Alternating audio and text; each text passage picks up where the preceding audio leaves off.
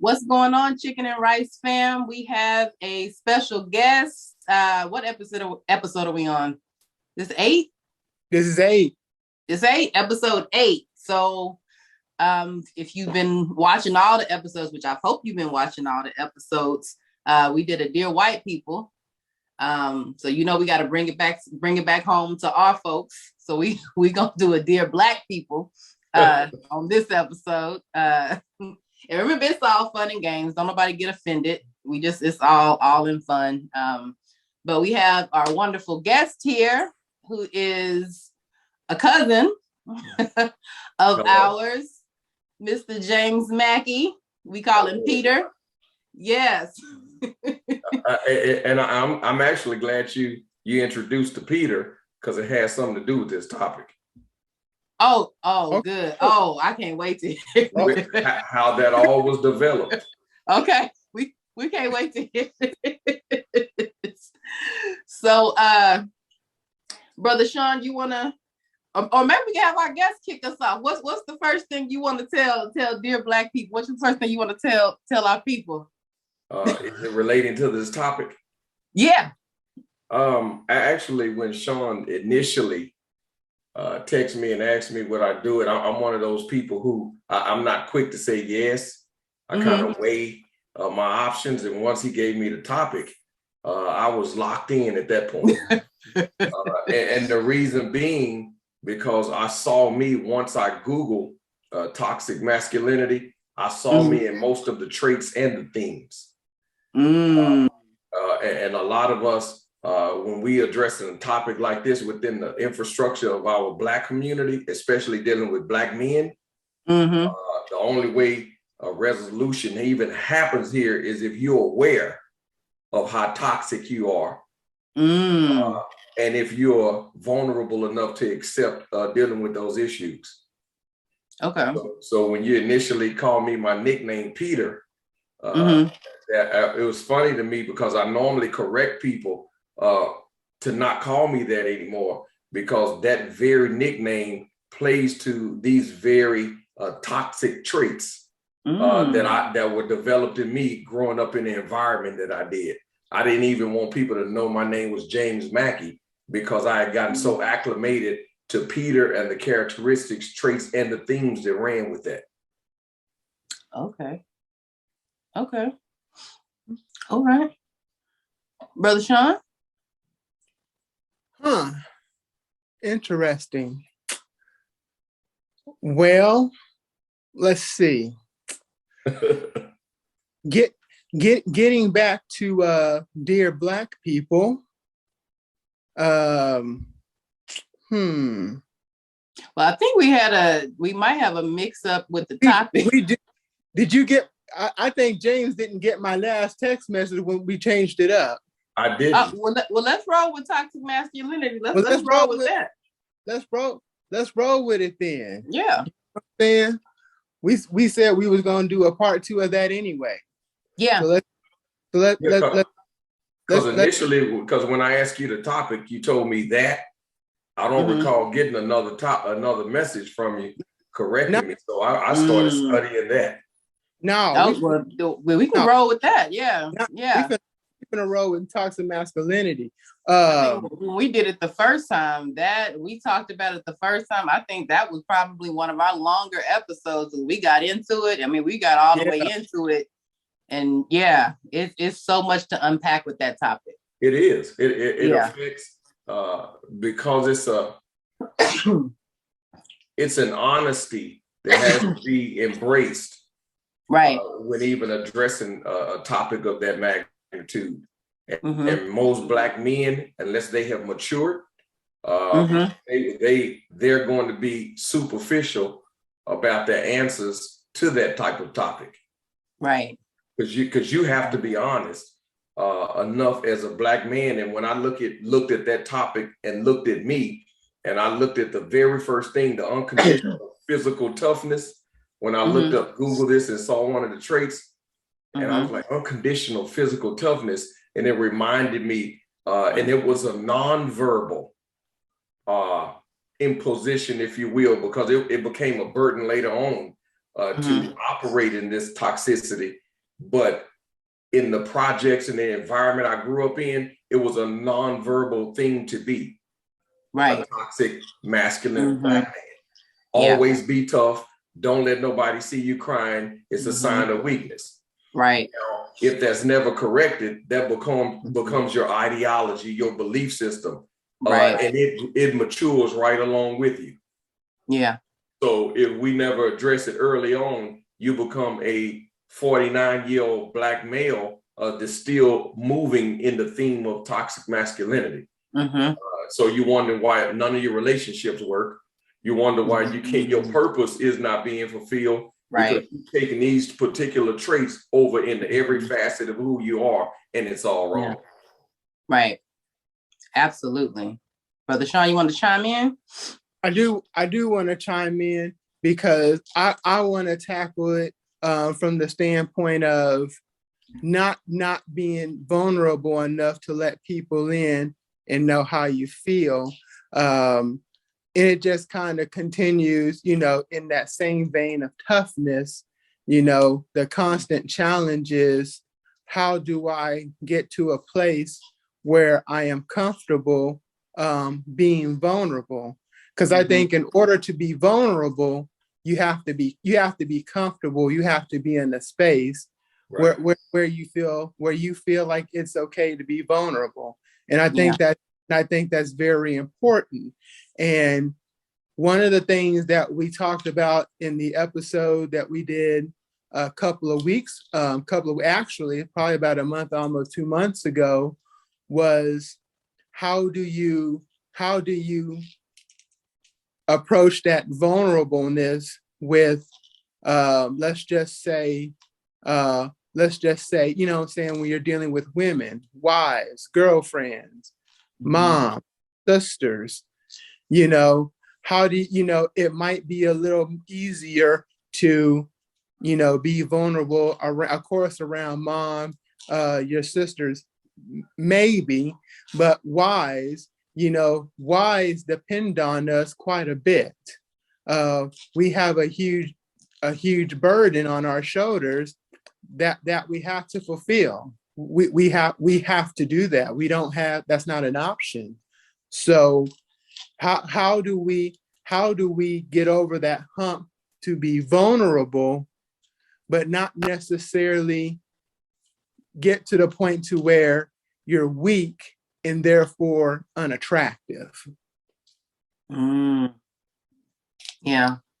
I guess from a feminine perspective, because I think just thinking the Black community just in general, even from a woman's perspective, we were kind of taught those same ideals as well, stop crying. And I know, because that's how I was raised, that, crying, like you said, just for men, even for women, Black women, a lot of times is a sign of weakness.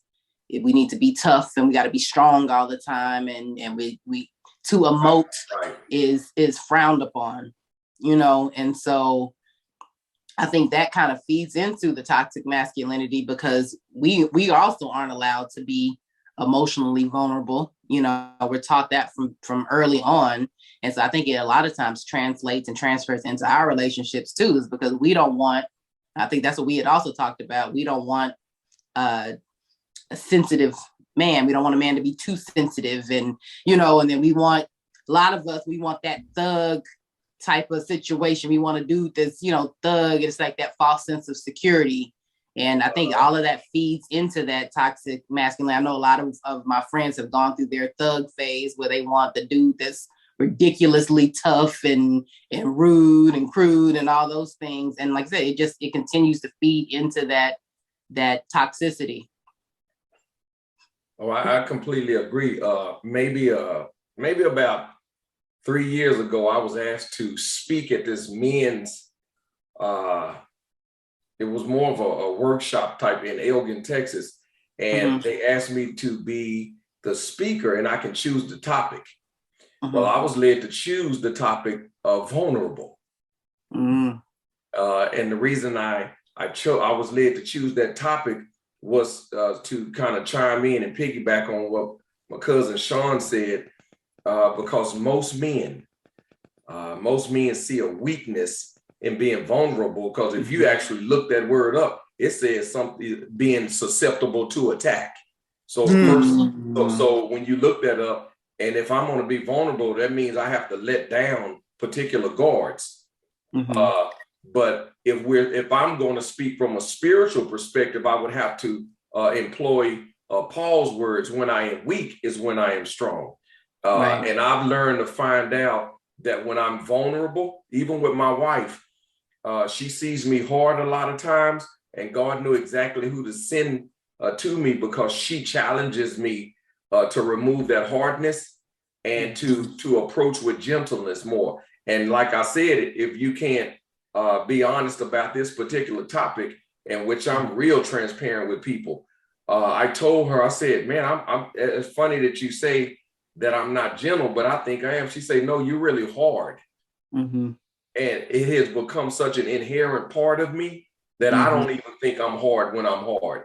So she's teaching me how to be vulnerable on every end, because I'm ineffective as a leader and a counselor for our Black brethren if I can't even show them what vulnerability is.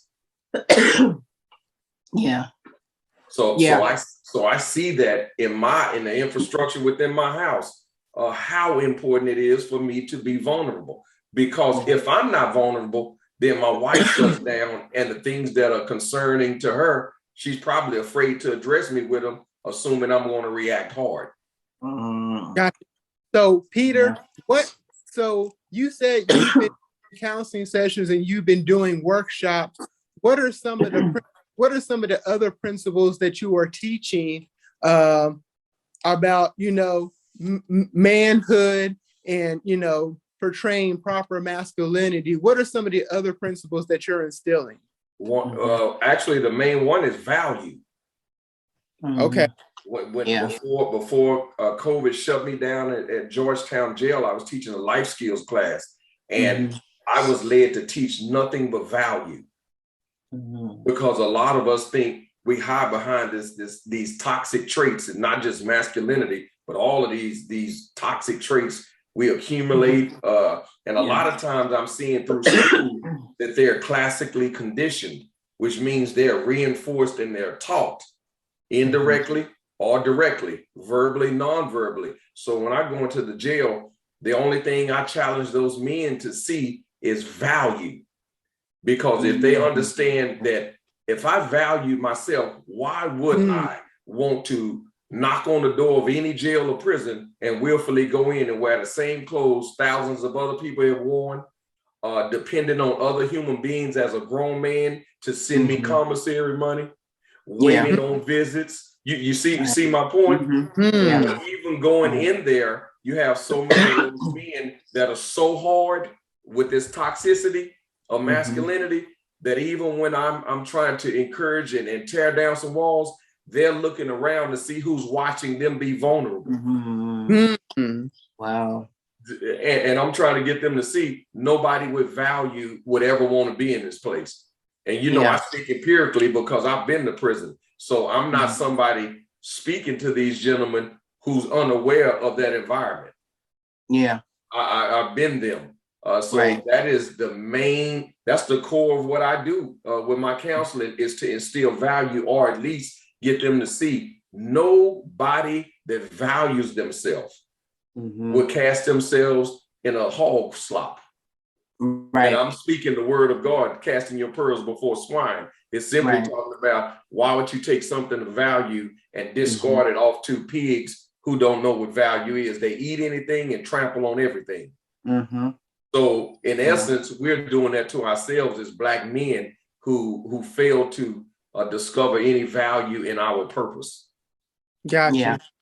Like you, I'm gonna ask one more. I don't mean to monopolize all of Sujuane's time. I'm gonna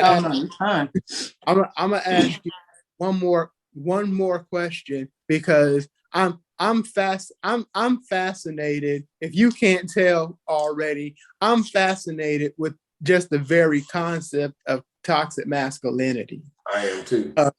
And one of the things that me and Sujuane talked about was this toxic masculinity has grown. But what has happened, James, is things that aren't toxic, things that are just what we would consider proper male behavior, you know, now those things are being considered toxic. You know, you can't hardly voice an opinion or to make a stand. You know, when I'm talking about opinion, I'm talking about something that goes against the grain. You know, people believe this, but you believe that. You know what I'm saying? You know, you can't, if you voice your opinion, if you say, you know, I don't believe, you know, for example, there's been a lot of talk about, you know, pro-choice versus pro-life, you know, and if everyone says, oh, well, I'm pro-choice, and then you say you're pro-life, and then you explain, you know, your position, well, they call you toxic. You know what I'm saying? So what can you speak on? Tell me something about, you know, because I just feel like everything that a man does is going to be called toxic. You know, that's really subject to who we're having a dialogue with. That it's really broad. It's kind of hard to answer that because as a barber, I'm more of a groomer. So my one-on-ones with my clients are exactly what we're doing right now. It's not even about cutting hair anymore. It's solely about counseling, therapy, advice, dialogue, and none of my clients, male or female, even when we disagree or difference in opinion, have ever told me I'm toxic. Yeah. You see what I'm saying? So a lot of that has to do with who we're having a dialogue with as well. And I'm really discerning about who I get into particular conversations with. Yeah. But I'm a man of God, so I believe babbling causes more strife. So if I get into a vain conversation that seems to be so open-ended, it's back to what you just said, Sean. And I'm looking at these traits here, and the very one that you just said is like physical aggression. And as soon as we voice an opinion as a Black man that's in opposition or different than someone else's, we're having a dialogue, we're considered aggressive. Right. Yeah. And I'm not being aggressive. Maybe I'm just passionate about what I say. Yes. That. Yes. Yes. Yeah. It's real interesting when you say that, because it's so interesting from a female's perspective, because we get a lot of that too. You know, we get the angry Black woman, you know, we get the angry Black woman thing, you know. And I guess for me, because I was raised around all guys, I get that too, like getting back to the whole thing about being vulnerable. Brandon and I have been married for 13 years. And it's just recently, since I've actually been in counseling and therapy, that I've been able to be vulnerable with him. Because it was just like, I was like the ice queen. I wouldn't let him. It wasn't really until like a couple years ago that I would actually let him see me cry. Like if I would be emotional and sad and stuff, I would literally wait till he went to work, or I would wait till he gets to work. I don't think I've ever heard a woman say that. Yeah. I would wait till he would go to work, or if he'd go to sleep, I might go in the bathroom, go in my closet or whatever, or just leave and go to the store, and to be emotionally expressive. So it's so crazy, because I see a lot of with the toxic masculinity traits, I see a lot of myself in those. Wow. Which is really interesting. I think it's a lot of Black women like that too out there. They call it toxic, but it's like a lot of us carry those same traits with an issues with being vulnerable and then also aggressive, you know. And that was something that I had to deal with too, was being overly aggressive, you know, sometimes. And then, you know, when I'm, like you said, passionate about something, then it's like people are like, oh God, you know, you're cheap. Why are you so angry? You know, and that kind of stuff. It's like, no, I'm not angry. I'm just passionate, you know, just Black folks in general, you know, whenever we get passionate about something, it comes across as though we're angry, but we get laughed. We get, that's just how we are as a people. It's like, You got to feel my passion. But you know, but that goes to what Sean said. Yeah. How we as a culture have simply been labeled toxic. Yeah. No matter Yes. the gender, whatever your gender is just simply angry black woman, angry black man. Soon as we show a difference of opinion, in whatever the matter is, the ugly side to that coin is too often we're calling each other toxic. Yes. It's one thing for another nationality who simply do not understand my passion to misconstrue my passion for toxicity, but for your own to be in a disagreement with you and pretty much label themselves toxic because we all look alike as black folk. Right. We're black. So if you're going to label me that, you're simply generalizing every black man or black woman and just simply saying we're toxic. We're not toxic. No. We've been hurt.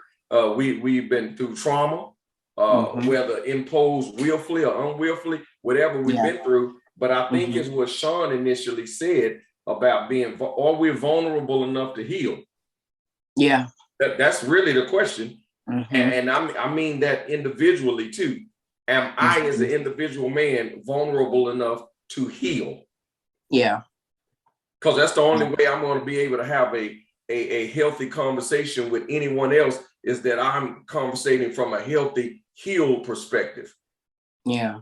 And passionate and not considered toxic. Right.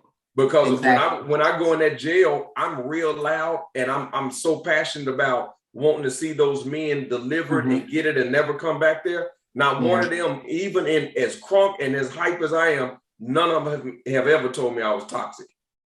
Yeah. You kind of see what I'm saying? It's all subject to who you having a conversation with. Yeah, absolutely. Yeah. So you talked about you earlier, James, and we talked about vulnerability. So in order on this road to recovery from toxic to more wholeness, being in tune, spiritually and being mentally well, would you say, would you say value comes first, then you can be vulnerable, and then I do. I'm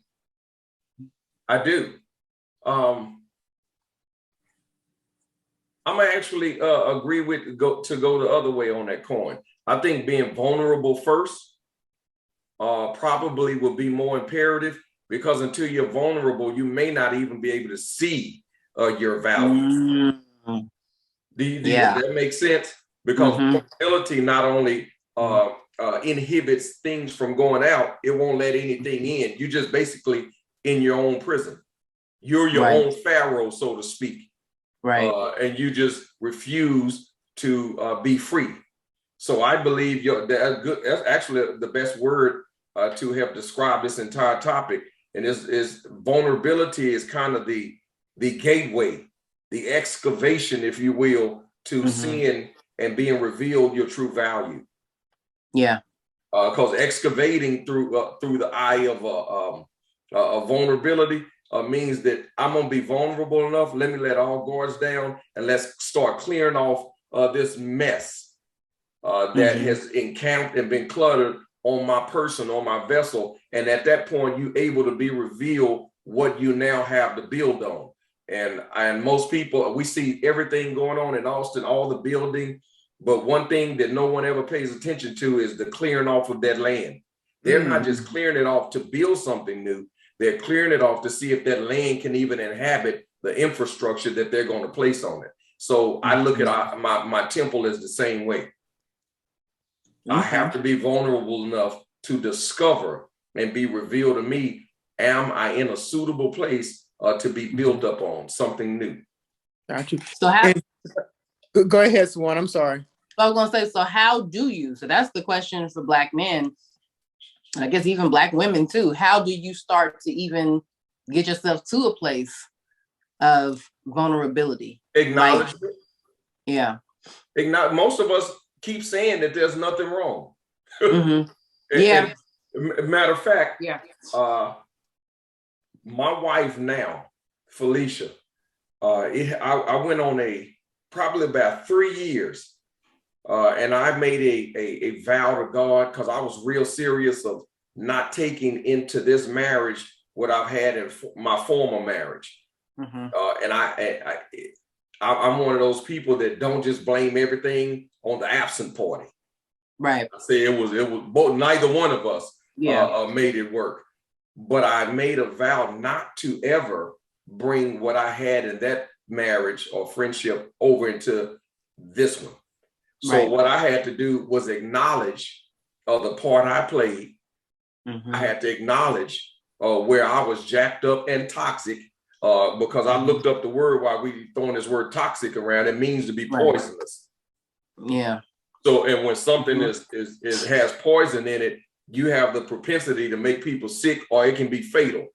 Mm-hmm. So if I'm considered to have toxic traits, that means I'm in a position to inhibit or put an end to a person's well-being emotionally, mentally, sexually, financially, if I don't deal with me. Right. So I went on a real serious excavation and excursion of really being honest and acknowledging all the stuff and how I was met, even with my alcoholism. I had it.